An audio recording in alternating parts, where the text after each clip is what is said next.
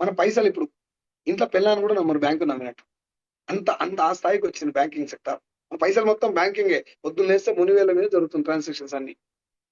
Salary జేబులో పడ్డ నుంచి ట్రాన్సాక్షన్ జరుగుతుంది తప్ప పైసలే తీయరు ఎవరు. ఆ స్థాయికి వచ్చింది బ్యాంకింగ్ సెక్టార్. రైట్. ఇన్సూరెన్స్ ఏ స్థాయిలో ఉందో మీరు చూడండి. రియల్ ఎస్టేట్ ఏ స్థాయిలో ఉందో మీరు చూడండి. కాబట్టి ఏ ఇండస్ట్రీ అయినా స్టార్టింగ్ లో వచ్చినప్పుడు చాలా మంది బిలీవ్ చెయ్యరు. అది బిలీవ్ చేసే స్థాయికి వచ్చినాక మనం చేస్తాం ఛాన్స్ ఉండదు. కానీ అప్పుడు కాంపిటీషన్ పెరిగిపోతుంది. ఎక్కువ కంపెనీలు రావటం, ఎక్కువ మంది అదే చేయటం వల్ల నువ్వు చెప్పినా కూడా వాళ్ళు ఏమనుకుంటారంటే, నేను చూసానులే ఇట్లాంటి చాలా చాలా కంపెనీస్ ఉన్నాయి కదా అన్న కాడికి వస్తది. కాబట్టి ఇప్పుడు మన అదృష్టం ఏందంటే డైరెక్ట్ సెల్లింగ్ లో ముందు జాయిన్ అయిన వాళ్ళకి డబ్బు రావటం అనేది లేదు.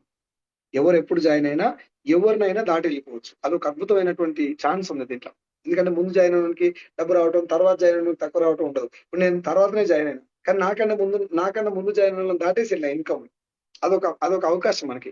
ఇప్పుడు మనం చేయాల్సిన పనేందంటే